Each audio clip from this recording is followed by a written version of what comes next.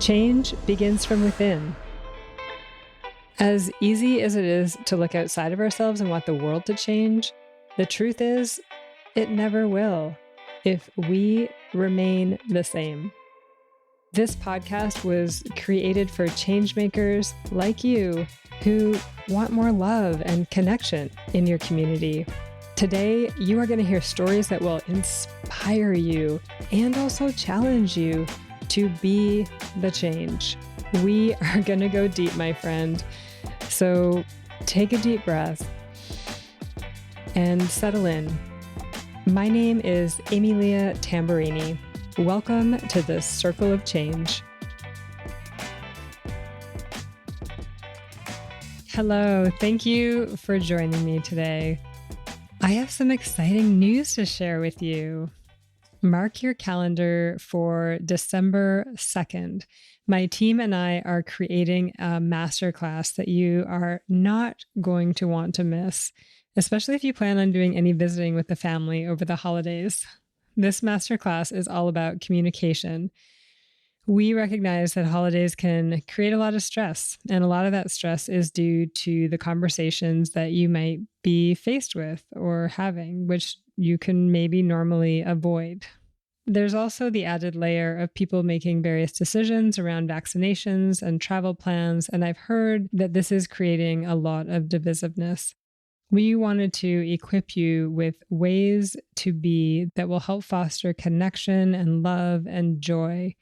And this doesn't need to be just about the holidays. I'm sure that we all have at least one challenging conversation on our docket. There's more information coming soon. Check us out on Instagram and LinkedIn and our next Circle of Change show. But for right now, December 2nd, mark your calendar for a communication breakthrough. Today, I want to talk about a topic that has fundamentally shaped what I'm able to do and how much fun I have doing it.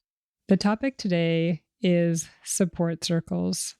I'm going to share a personal story to get the topic underway and then leave you with some inquiries for your own life. For those of you who have been in my leadership circle, you know that this is one of the topics we delve into. I think it's important for you because as change makers, damn, we are good at things. We were born competent, taking care of all the things, the household, the finances, our teams at work, our bosses, our clients, coming up with creative and innovative solutions for everything from diaper solutions to how to exercise when we have broken limbs to challenges that our communities are facing. We literally could do it all. Does that mean that we should? Heck no. Does it mean that it's good for us? Nope. Does it mean that we are better than anybody else? Unfortunately, no, even though we do think that sometimes. Now, I want to take a brief sidetrack into our competence. Why are we so competent? I know for me, competence is highly related to proving my self-worth, which is a story I wrote for myself when I was young as a survival mechanism. Excelling meant the chance of winning love. That is how my wee brain interpreted my environment. And I know that many of my accomplishments have been rooted in that fear. Does it make all those accomplishments bad or less than? Nope. Do I want to keep living my life and making decisions from a fear-based place? No. So personally, I work on getting really clear about my intention for doing things. For me, that comes down to how does something make me feel? I'm not going to go into that any further. That's a topic for another episode. But I do want to leave you with a question. What are the things you are currently doing in your life that may be linked to you proving your self-worth? Get curious. Let the answers come to you. Okay. I'm now going to read a poem before we dive deep into this whole topic of support. This poem is by another favorite author of mine, Mary Oliver, and it's her poem, Starlings in Winter. Chunky and noisy, but with stars in their black feathers, they spring from the telephone wire, and instantly they are acrobats in the freezing wind. And now, in the theater of air, they swing over buildings, dipping and rising, They float like one stippled star that opens, becomes for a moment fragmented, then closes again. And you watch and you try, but you simply can't imagine how they do it. With no articulated instruction, no pause, only the silent confirmation that they are this noble thing, this wheel of many parts that can rise and spin over and over again, full of glorious life. Ah, world, what lessons you prepare for us, even in the leafless winter, even in the ashy city. I am thinking now of grief and of getting past it. I feel my boots trying to leave the ground. I feel my heart pumping hard. I want to think again of dangerous and noble things. I want to be light and frolicsome. I want to be improbable, beautiful, and afraid of nothing, as though I had wings. Thank you, Mary. Beautiful words. I love the imagery in that poem. If you are like me, you may have received powerful messages about independence at some point in your upbringing. When I was young, I looked at my mom who raised us and worked and bought us a home. I saw, do it yourself. We are better on our own. You may have heard, if you want it done well, do it yourself. Oh, yeah, that was like a mantra in my home. You might have a similar story. What was the model in your family home around receiving support? Or if things were going to get done, who was going to do them? I've been reflecting on support over the last week or two. The story I'm about to share came to me when my current fabulous coach asked me to reflect on a time in my life where I was really proud of what I had accomplished. Back in 2001, I won national triathlon championships. Yes, that is right. That's a part of me that many of you don't know about. But yes, I used to be a take myself way too seriously triathlete.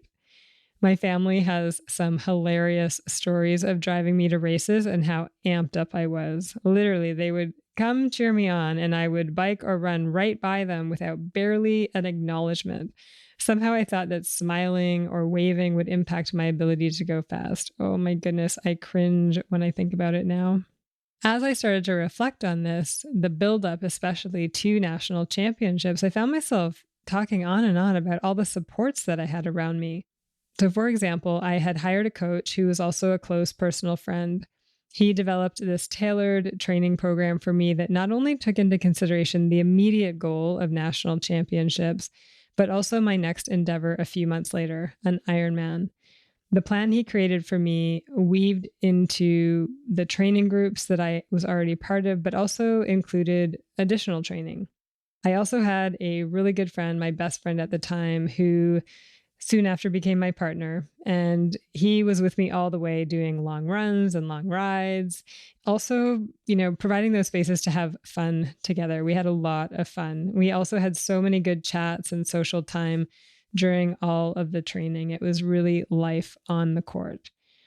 I had a training group for each of the sports, for swimming, for biking, for running. And I had coaches with each of those groups who were also aware of my goals. And where I didn't get support, I asked for it. So, for example, I knew cycling was my weak spot, especially climbing hills. And I had a really good friend who used to professionally race, and he brought me out and taught me the ropes.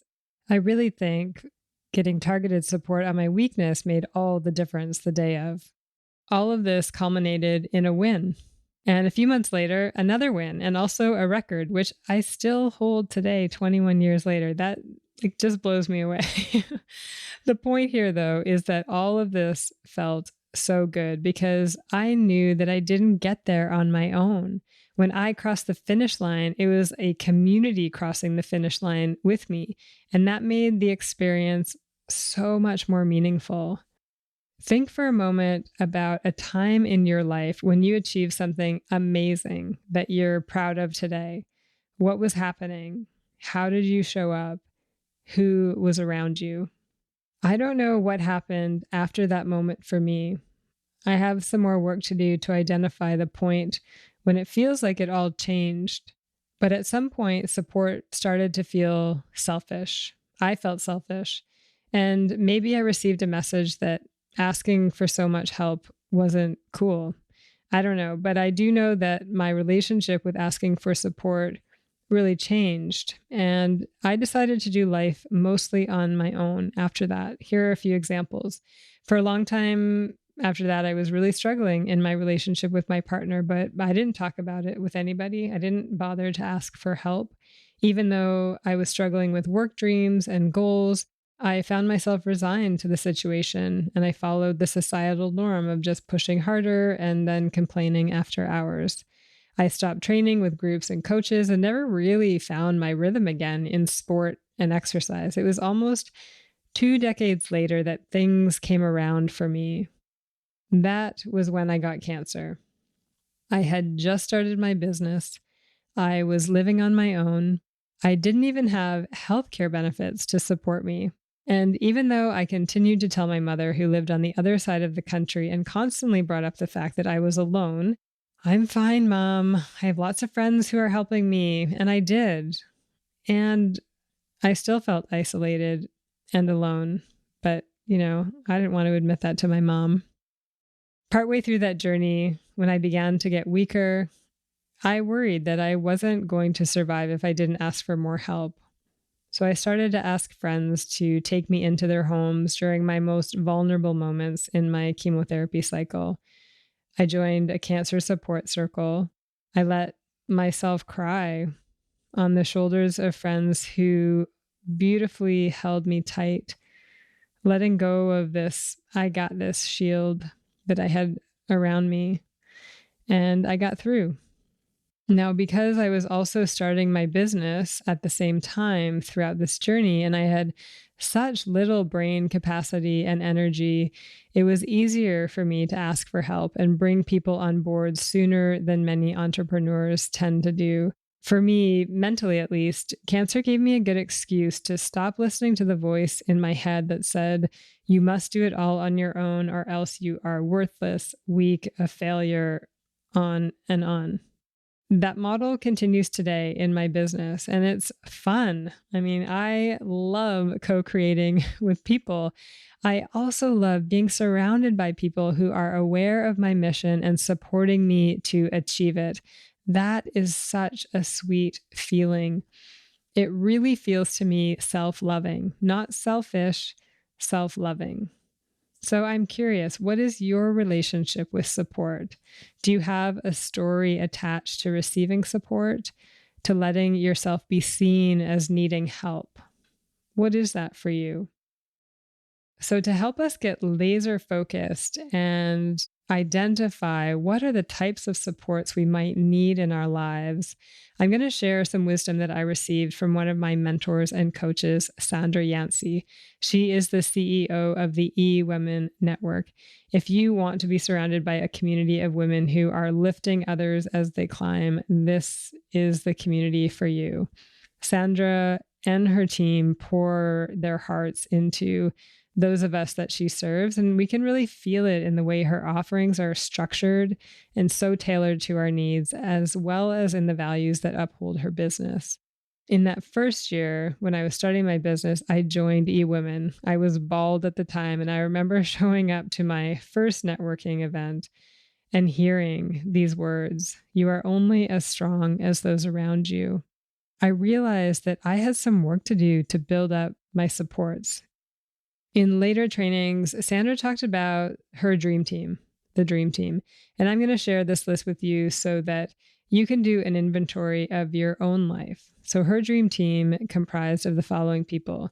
The first one is the cheerleader, the yes, you got this. They're loyal, they're cheering you on, no matter what crazy idea you bring forth next. And as an entrepreneur, I can tell you that person is priceless. The challenger, somebody who encourages you to think bigger than what you're thinking in the moment. This is a different person, the one who pushes you out of your comfort zone, who can really see when you're playing safe and ask you to do it differently. The motivator or mentor, these are the people that are way ahead of you and can guide you. And then the safe space person, that one that you can tell your deepest fears to, get angry with, etc. And they're just going to be that rock. And there may be others that you need. For me, one of those people has to be the person that I can be silly with and let loose, like the goofy patrol person. You don't have to be a CEO to have this conversation to be relevant. If you are a mom, I mean, who are your people around you? Who is cheering for you? Who is pushing you to think differently? Are you an employee? Are you training for a race? Who, again, is motivating you, holding you when you want to throw in the towel? I had all of these people in place when I won national championships. When you think about who these people are for you, know that you don't have to be in direct relationship with them. Someone might be an author or a thought leader you follow, like Oprah, anybody? They could be friends. They could be family, coworkers, in-laws. What is your dream team looking like? And in what area could you use a little bit of a lift, if any? And remember, there's no shame or guilt in this. We are just getting curious. The beauty is that if you identify a gap, you can set your intention to find that person and the universe will provide. I'll leave all of Sandra's information in the show notes for you. Her monthly Sip, Tip, and Talk is a great free event where you can take in her wisdom. In closing, I have a Hawaiian paddle on my wall. It's very special to me as I spent a lot of time in Hawaii growing up because that's where my dad lived. We took his ashes out to sea in an outrigger canoe. It was the most beautiful thing I've ever experienced around death. On a follow-up trip, my mom brought back 2 Hawaiian koi wood paddles, one for me and one for my brother. She also had a woodcarver make up these plaques that go beside them. The plaque says, "Kalele muku," stay the course. The paddle signifies the meaning of lokahi, unity. As one team, we work together, stay the course, and join efforts to accomplish great things. We can take that into parenting, child rearing, friendships, work, and being the change. We can do it all alone, but together, we can achieve so much more. When I look back at my mom and how we were actually raised, we had a community around us. My grandmother, my nanny, the aunts and uncles and cousins, my dad, the parents of our friends. She did not do it alone. That was a story my 5-year-old self made up to protect my heart. I know today that when I put that shield down and let in support, I shine so much brighter. Don't forget to mark your calendars for December 2nd. Much love to you. Ciao. I'm now passing the talking piece to you. If you feel called to put your voice in the circle, please head to humconsulting.ca/podcast and share your story there. I cannot wait to hear what has come up for you as you have listened to what has been shared here today. I wish you love and joy beyond your wildest imagination. Thank you so much for being here in the Circle of Change. I also want to express my gratitude to the following peeps. Circle of Change is recorded on Lekwungen territories, and I am so grateful to live on this land. Our opening and closing music was created by the talented E-Roll Beats. You can find his creations at erollbeats.com. And special thanks to my coach, Mary Chan of Organized Sound Productions, for bringing this podcast to life. Until next time, ciao.